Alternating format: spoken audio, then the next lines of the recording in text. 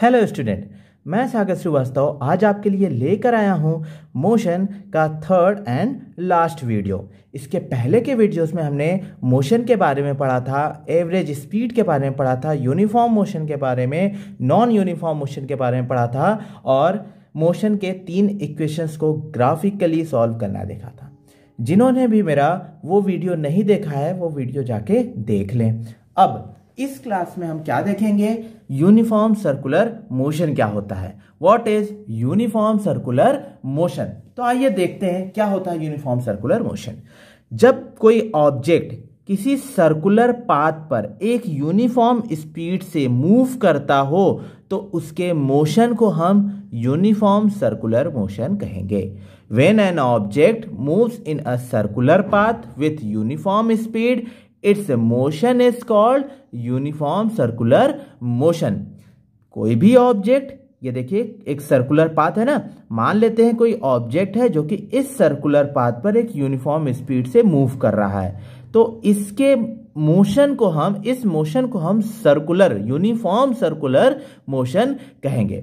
अब जब कोई ऑब्जेक्ट इस तरीके से मूव कर रहा है तो कोई पॉइंट एट एनी इंस्टेंट, मान लेते हैं पॉइंट ए पर, अब इसकी वेलोसिटी का डायरेक्शन क्या होगा।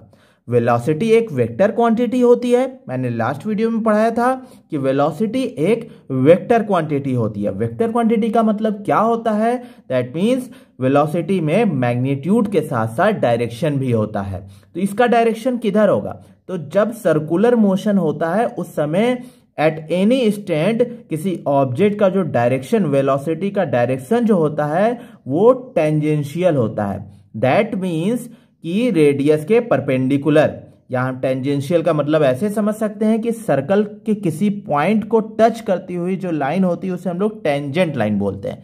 ठीक है, देखिए इसको क्रॉस नहीं करेगी, ना अंदर जाएगी ना बाहर ऐसे निकलेगी, बस केवल टच करती हुई लाइन, जो ये किसी एक पॉइंट को टच करती हुई लाइन होती है वो टेंजेंट होती है। तो एट एनी इंस्टेंट क्या होगा, किसी ऑब्जेक्ट की जो वेलोसिटी का डायरेक्शन होगा वो टेंजेंशियल होगा। ठीक है, देखिए रेडियस के परपेंडिकुलर होगा। नाउ तो होता क्या है कि जब हम लोग मान लीजिए किसी पार्टिकल को, किसी पत्थर को एक रस्सी में बांधें और रस्सी में बांध के उसको गोल गोल घुमाएं। ठीक है, जब गोल गोल उसको घुमाते हैं तो मान लीजिए एट एनी टाइम अगर पत्थर उस रस्सी से छूट जाता है या रस्सी टूट जाती है तो पत्थर के मूव करने का डायरेक्शन उस समय क्या होगा। कभी आप लोग प्रैक्टिकल करके देखिएगा, जब रस्सी में किसी पार्टिकल, किसी पत्थर को बांध के गोल गोल घुमाएं और अचानक अगर पत्थर छूट जाता है, मान लीजिए इस तरीके से हम लोग गोल गोल घुमा रहे हैं और इस पॉइंट पर आके पत्थर छूट गया, तो उस समय पत्थर का डायरेक्शन ऊपर या नीचे नहीं होगा। ऐसा नहीं होगा कि पत्थर जहां पर छूटा तुरंत फटाक से नीचे गिर जाए जमीन पे, ऐसा नहीं होता है। जिस डायरेक्शन में उस समय पत्थर है, जैसे इस तरफ मूव कर रहा है, तो अब इसके रेडियस के परपेंडिकुलर पत्थर चला जाएगा। ठीक है, मतलब उसकी वेलोसिटी का डायरेक्शन क्या है, टेंजेंशियल है ना, तो पत्थर भी इसी तरफ की ओर मूव करेगा। आगे जाके वो नीचे भले ही गिरेगा पर अभी वो नीचे नहीं गिरेगा। जैसे मान लीजिए पत्थर ऐसे मूव करा रहे हैं किसी में रस्सी बांध के और इस पॉइंट पर आके रस्सी टूट गई या पत्थर छूट गया उसमें से, तो क्या होगा, इस पत्थर के मूव करने का जो डायरेक्शन होगा वो ऐसे सीधे जाएगा, फिर आगे जाके कहीं जमीन पर गिरेगा। ठीक है, तो इस तरीके से हमारा सर्कुलर मोशन होता है। Now if a particle is moving in a circle, acceleration acting towards the centre. जब कोई पार्टिकल किसी सर्कुलर मोशन में होता है तो इसमें एक एक्सेलरेशन लगता है जो कि सेंटर के तरफ होता है। वो एक्सेलरेशन किस तरफ होता है, सेंटर के तरफ होता है। This acceleration is perpendicular to the velocity of a particle. ये जो एक्सेलरेशन होता है वो वेलोसिटी के परपेंडिकुलर होता है। ठीक है, ये एक्सेलरेशन जो कि सेंटर की तरफ लग रहा है, अब सेंटर की तरफ लग रहा है दैट मीन्स रेडियस। ठीक है, तो रेडियस मैंने अभी बताया जो टेंजेंट होता है वो रेडियस के क्या होता है, परपेंडिकुलर होता है। ठीक है, तो ये परपेंडिकुलर होगा, इसका मतलब acceleration is perpendicular to the velocity of a particle at every point. The acceleration, ये जो एक्सेलरेशन होता है जो कि सेंटर की तरफ लग रहा है, इस एक्सेलरेशन को हम बोलते हैं सेंट्रीपिटल एक्सेलरेशन। ध्यान दीजिएगा, ऐसा किसी सर्कुलर मोशन में एवरी पॉइंट, हर पॉइंट पे जो एक्सेलरेशन लगता है वो वेलोसिटी के परपेंडिकुलर होता है, ठीक है, और सेंटर के तरफ लगता है। ध्यान दीजिए फिर से, किसी सर्कुलर मोशन में एक्सेलरेशन, किसी पार्टिकल का एक्सेलरेशन सेंटर के तरफ लगता है और वेलोसिटी के परपेंडिकुलर होता है, ठीक है। अब इसी एक्सेलरेशन को हम बोलते हैं सेंट्रीपिटल एक्सेलरेशन। इस एक्सेलरेशन को हम क्या बोलते हैं? सेंट्रीपिटल एक्सेलरेशन बोलते हैं। और जो फोर्स वर्क करता है and the force acting towards the centre, और जो फोर्स सेंटर के तरफ लगता है उस फोर्स को हम बोलते हैं सेंट्रीपिटल फोर्स। इसी सेंट्रीपिटल फोर्स के वजह से कोई पार्टिकल सर्कुलर मोशन कर पाता है। अदरवाइज अगर कोई पार्टिकल सर्कुलर मोशन कर रहा है, घूम रहा है, तो वो क्यों नहीं ऐसे चलते चलते अचानक इसमें गिर जाता है, या क्यों नहीं ऐसे चलते चलते सीधे निकल जाता है? क्यों सर्कुलर मोशन ही क्यों करता है?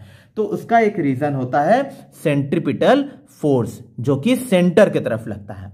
अब आप ये भी सोचेंगे कि अगर कोई पार्टिकल इस तरीके से मूव कर रहा है तो सेंटर की तरफ अगर फोर्स लग रहा हो तो उसे सेंटर की तरफ गिर जाना चाहिए, ठीक है। पर क्यों नहीं गिरता है? इसका एक रीजन है। जो सेंटर की तरफ फोर्स लग रहा है, सेंट्रीपिटल फोर्स, एक फोर्स और होता है जो कि सेंटर से अपोजिट डायरेक्शन में लगता है। जैसे ये जो है वो सेंटर के तरफ लग रहा है, तो दूसरा जो होगा अवे द सेंटर लगेगा, और उस फोर्स को हम बोलते हैं सेंट्रीफ्यूगल फोर्स। ऐसे फोर्स को हम बोलते हैं सेंट्रीफ्यूगल फोर्स बोलते हैं, जो कि सेंटर से अवे डायरेक्शन में, दूर की तरफ लगता है, अपोजिट डायरेक्शन में लगता है। तो एक सर्कुलर मोशन में सेंटर की तरफ एक फोर्स लगता है जिसे हम सेंट्रीपिटल फोर्स बोलते हैं, और सेंटर से अपोजिट डायरेक्शन में एक फोर्स लगता है जिसे हम सेंट्रीफ्यूगल फोर्स बोलते हैं, ठीक है, जिनके वजह से ही सर्कुलर मोशन पॉसिबल होता है। तो एक बार फिर से हम देख लेते हैं सर्कुलर यूनिफॉर्म सर्कुलर मोशन के बारे में। यूनिफॉर्म सर्कुलर मोशन होता क्या है? When an object moves in a circular path with uniform speed, it's motion is called uniform circular motion. जब कोई ऑब्जेक्ट किसी सर्कुलर पाथ पर एक यूनिफॉर्म स्पीड से मूव करे तो इसके मोशन को हम यूनिफॉर्म सर्कुलर मोशन कहते हैं। अब जब कोई पार्टिकल एक यूनिफॉर्म सर्कुलर मोशन कर रहा है तो एट एवरी इंस्टेंट इस पार्टिकल की जो वेलोसिटी का डायरेक्शन होगा वो टेंजेंशियल होगा, मतलब रेडियस के परपेंडिकुलर होगा। अब इस पार्टिकल का एक एक्सेलरेशन होगा जो कि सेंटर के तरफ लगेगा, जिसका डायरेक्शन सेंटर के तरफ होगा, और वो वेलोसिटी के परपेंडिकुलर होगा। वेलोसिटी के क्या होगा? परपेंडिकुलर होगा। इस एक्सेलरेशन को हम सेंट्रीपिटल एक्सेलरेशन बोलते हैं, और एक फोर्स लगता है जो कि सेंटर के तरफ ही लगता है। इस फोर्स को हम बोलते हैं सेंट्रीपिटल फोर्स। इस फोर्स को हम बोलते हैं सेंट्रीपिटल फोर्स। एक और फोर्स होता है जो कि सेंटर से अवे होता है, सेंटर के अपोजिट डायरेक्शन में लगता है, जिसे हम सेंट्रीफ्यूगल फोर्स बोलते हैं। एक बात और है, ये जो सर्कुलर मोशन जब होता है ना, तो ये जो वेलोसिटी होती है वो एक लीनियर वेलोसिटी नहीं होती है, ये एक एंगुलर वेलोसिटी होती है। इसके आगे के क्लासेस में आप जब 11th में पढ़ेंगे सर्कुलर मोशन, तब आपको वहां पर पढ़ाया जाएगा कि ये जो वेलोसिटी होती है वो एक लीनियर वेलोसिटी ना होके एक एंगुलर वेलोसिटी होती है, जिसको हम लोग कुछ इस तरीके से डिनोट करते हैं ओमेगा से, ठीक है। ये आप आगे के क्लासेस में पढ़ेंगे, फिलहाल अभी डिटेल में से नहीं पढ़ना है। नाउ आगे देखते हैं हम condition for uniform circular motion. Uniform circular motion के क्या क्या कंडीशंस होते हैं, कैसे कोई ऑब्जेक्ट यूनिफॉर्म सर्कुलर मोशन करेगा, इसके क्या क्या कंडीशन होंगे। तो पहला है इट्स स्पीड इज कांस्टेंट। इसकी स्पीड कांस्टेंट होनी चाहिए, स्पीड चेंज नहीं होनी चाहिए, क्योंकि ये यूनिफॉर्म सर्कुलर मोशन है। Second, velocity is changing eight every point. अब हर एक पॉइंट पर वेलोसिटी का डायरेक्शन देखिए चेंज होता रहेगा। ध्यान दीजिए, इस समय देखिए वेलोसिटी डायरेक्शन इधर है, क्या इस पॉइंट पे भी वेलोसिटी डायरेक्शन इधर हो रहा है? नहीं, ठीक है। ये देखिए इस तरफ हो रहा है, यहां पे देखिए इस तरफ हो रहा है। तो हर पॉइंट पर वेलोसिटी का जो डायरेक्शन है वो चेंज हो रहा है, और जो कि टेंजेंशियल है। नाउ थर्ड पॉइंट हम देखेंगे, there is no tangential acceleration. अब वेलोसिटी तो टेंजेंशियल हो रहा था, ध्यान दीजिए, वेलोसिटी तो टेंजेंशियल हो रहा था, लेकिन एक्सेलरेशन टेंजेंशियल नहीं है। एक्सेलरेशन का डायरेक्शन किधर था? सेंटर के तरफ। तो 3 पॉइंट थे, 3 कंडीशंस थे यूनिफॉर्म सर्कुलर मोशन के लिए। पहला, उसकी स्पीड कांस्टेंट होनी चाहिए क्योंकि यूनिफॉर्म है। वेलोसिटी जो है वो चेंज होना चाहिए, हर पॉइंट पर उसका डायरेक्शन चेंज हो जाएगा, टेंजेंशियल हो जाएगा। लेकिन एक्सेलरेशन जो है वो टेंजेंशियल नहीं होना चाहिए, एक्सेलरेशन का डायरेक्शन सेंटर के तरफ होना चाहिए। ये 3 हमारे मेन कंडीशंस हैं किसी भी यूनिफॉर्म सर्कुलर मोशन के होने का। अब हम लोग कुछ एग्जाम्पल्स देखते हैं यूनिफॉर्म सर्कुलर मोशन के, जिसमें पहला एग्जाम्पल है हमारा the motion of electrons around its nucleus. जब आप केमिस्ट्री पढ़ेंगे तो उसमें जब न्यूक्लियस के बारे में पढ़ेंगे, न्यूट्रॉन प्रोटॉन के बारे में पढ़ेंगे, तो देखेंगे कि जो इलेक्ट्रॉन्स होते हैं वो न्यूक्लियस के चारों तरफ मूव करते हैं एक सर्कुलर पाथ पर, तो वो भी एक यूनिफॉर्म सर्कुलर मोशन का ही एग्जाम्पल है। नेक्स्ट एग्जाम्पल देखते हैं, motion of artificial satellite around the earth is an example of uniform circular motion. जो आर्टिफिशियल सैटेलाइट भेजी जाती है, जो अर्थ के चारों तरफ घूमती है, उसे हम क्या बोलते, वो भी एक एग्जाम्पल है किसका? यूनिफॉर्म सर्कुलर मोशन का। The gravitational force from the earth makes the satellite stay in the circular orbit around the earth. अब ये जो चारों तरफ सैटेलाइट घूम रहा है उसका कोई रीजन होगा ना, कोई एक फोर्स होगा, और वो फोर्स क्या है? ग्रेविटेशनल फोर्स है, जो कि अर्थ के द्वारा लगाया जाता है। अब ये सर्कुलर मोशन, हमारा यूनिफॉर्म सर्कुलेशन मोशन यहां पर खत्म होता है। सारे टॉपिक्स इस चैप्टर के खत्म हो गए हैं। अब एक एग्जाम्पल देखते हैं, क्वेश्चन न्यूमेरिकल देखते हैं, जिस टाइप के न्यूमेरिकल आपके एग्जाम में आते हैं। चलिए आइए देखते हैं। A farmer moves along the boundary of a square field of side 10 meter in 40 seconds. What will be the magnitude of displacement of the farmer at the end of 2 minute 20 second? अब कोई question में क्या बोला है, कोई farmer है जो कि एक स्क्वायर फील्ड के साइड के अराउंड मूव करता है इस तरीके से। मान लीजिए ए पर है कोई फार्मर, अब ये इस तरीके से मूव करके चलता है, ठीक है। इस स्क्वायर फील्ड का जो साइड है वो 10 मीटर है। क्वेश्चन क्या पूछ रहा है, what will be the magnitude of displacement. Magnitude क्या होगा डिस्प्लेसमेंट का, ध्यान दीजिएगा, डिस्टेंस का नहीं पूछ रहा है, डिस्प्लेसमेंट का मैग्नीट्यूड पूछ रहा है of the farmer at the end of 2 minute 20 second. मतलब जब ये चलना स्टार्ट करता है, अब 2 मिनट 20 सेकेंड, 2 मिनट 20 सेकेंड बाद ये किस पॉइंट पर होगा और उसका डिस्प्लेसमेंट क्या होगा। तो हम लोग चलिए आइए क्वेश्चन को देखते हैं क्या होगा, कैसे होगा। सबसे पहले अगर ये फार्मर ए से चलकर ये वापस ए तक आता है, इसका मतलब ये देखिए इस स्क्वायर फील्ड के पेरीमीटर के बराबर डिस्टेंस ट्रेवल किया है ना। देखिए ए से चला है, बी पर आया, फिर सी पे, डी पे, वापस ए पे, तो ये एक राउंड लगा लिया, ठीक है, इस स्क्वायर फील्ड का। और एक राउंड लगाने का मतलब क्या हुआ, ये इस पेरीमीटर के डिस्टेंस के बराबर डिस्टेंस ट्रेवल किया है। तो पेरीमीटर क्या होगा, किसी भी स्क्वायर का पेरीमीटर क्या होता है, 4 into side, that means 40 metre. तो ये क्या करता है कि 40 सेकेंड में, ध्यान दीजिए क्वेश्चन में दिया हुआ था कि 40 सेकेंड में एक राउंड लगाता है। A farmer moves along the boundary of a square field of side 10 metre in 40 second. मतलब ए से चलकर घूम के वापस ए तक आने में इसको 40 सेकेंड का टाइम लग रहा है, और डिस्टेंस कितना ट्रेवल कर रहा है, 40 मीटर, ठीक है। अब पूछा क्या था कि 2 मिनट 20 सेकेंड बाद, वो सबसे पहले निकालते हैं कहां पर होगा वो। 2 मिनट 20 सेकेंड बाद का डिस्प्लेसमेंट पूछा है, तो 2 मिनट 20 सेकेंड बाद वो होगा कहां पर, ये देखते हैं हम लोग। अब देखिए 40 सेकेंड में ये वापस यहां तक आया, ठीक है। 2 मिनट 20 सेकेंड का पूछ रहा है, तो सबसे पहले 2 मिनट 20 सेकेंड को टोटल सेकंड में हम लोग कन्वर्ट कर लें तो 140 सेकंड हो जाएगा, ठीक है। 2 मिनट में 120 सेकंड और 20 सेकंड 140 सेकंड। अब देखिए यहां से वापस यहां तक आने में 40 सेकंड, एक राउंड, फिर वापस यहां तक आने में 80 सेकंड लगा, 2 राउंड, फिर तीसरा राउंड जब लगाएंगे तो 120 सेकंड लगेगा, ठीक है। जबकि यहां 140 सेकंड है, 40 सेकंड में एक राउंड पूरा कंप्लीट हो रहा है, तो 20 सेकंड में हाफ राउंड कंप्लीट होगा, मतलब ये सी तक पहुंच पाएगा। तो स्क्वायर फील्ड है ना, तो इसका आधा तो यहीं पर होगा, ठीक है। तो 1 मिनट 40 सेकंड में वो देखिए यहां पर पहुंचेगा। एक राउंड लगाया 40 सेकेंड में, दूसरा राउंड लगाया 80 सेकेंड हो गया, तीसरा राउंड लगाया 120 सेकेंड हुआ। जब चौथा राउंड अगर लगा देगा तो 160 सेकेंड हो जाएगा ना, जबकि हमको क्या चाहिए 140 सेकेंड में बताना था। तो 140 सेकेंड 120 सेकेंड ए तक हुआ था, अब यहां तक आने में इसको कितना लग जाएगा 120 सेकेंड 40 सेकेंड, ठीक है। तो 140 सेकेंड में ये ए से सी तक पहुंचेगा। अब इसको न्यूमेरिकली भी समझ लेते हैं कि number of times the former moves around the square field is equal to 140/40। हम लोग इससे डिस्टेंस को डिवाइड कर देंगे तो हमको कितना चक्कर लगा रहा है उसका पता चल जाएगा।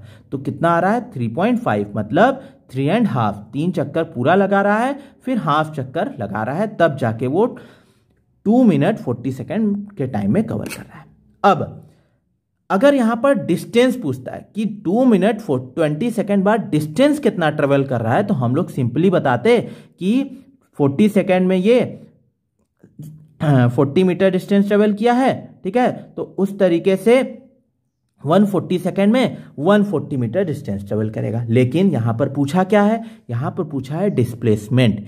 तो डिस्प्लेसमेंट क्या होता है, फाइनल पोजीशन और इनिशियल पोजीशन के बीच की शॉर्टेस्ट डिस्टेंस, ठीक है। Shortest distance is called displacement. तो फाइनल पोजीशन क्या था, सी था। कैसे सी था, जब 3.5 टाइम्स पूरा चक्कर लगाया है तो यहां से शुरू किया था, ए से शुरू किया, एक चक्कर लगाया यहां पर आया, दूसरा चक्कर लगाया यहां पर, तीसरे राउंड में यहां पर, एंड फिर बाकी 20 सेकेंड में यहां पर पहुंचा सी पर। तो ए और सी के बीच के जो शॉर्टेस्ट डिस्टेंस होगी वो इसका डायगोनल होगा, ठीक है। इस जो स्क्वायर फील्ड है इसका डायगोनल ए सी, यही हमारा डिस्प्लेसमेंट होगा, क्योंकि displacement is a shortest distance. तो शॉर्टेस्ट डिस्टेंस ए से सी तक जाने का जो है वो है ये डायगोनल, जो कि कैसे निकलता है, देखिए। एक तो डायगोनल याद भी किया जा सकता है कि √2 इंटू साइड होता है डायगोनल, और निकालने का तरीका भी हमको पता है। देखिए ये क्या है, एक राइट एंगल ट्रायंगल दिख रहा है, ठीक है। ABC एक राइट एंगल ट्रायंगल है जिसमें B पर क्या है, राइट एंगल है, 90 डिग्री है। B के जस्ट अपोजिट वाला साइड हाइपोटेनस होता है, एक परपेंडिकुलर और एक बेस। तो हमने पाइथागोरस थ्योरम पढ़ा था। According to Pythagoras theorem AC square is equal to hypotenuse square is equal to perpendicular square plus base square. तो AC square is equal to क्या हो जाएगा, BC square plus AB square. देखिए यहां पर Pythagoras theorem क्या होता है, AC square is equal to BC square plus AB square. या तो हम AC इक्वल टू जब स्क्वायर को राइट हैंड साइड में लेकर जाते हैं तो स्क्वायर रूट बन जाता है, स्क्वायर रूट में BC square plus AB square.